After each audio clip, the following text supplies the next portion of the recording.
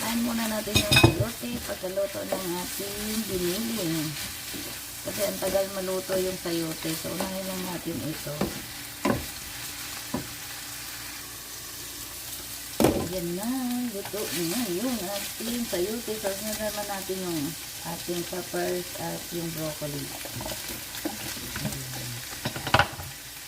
Ilalagay din natin yung ating soy sauce, oyster sauce, pepper,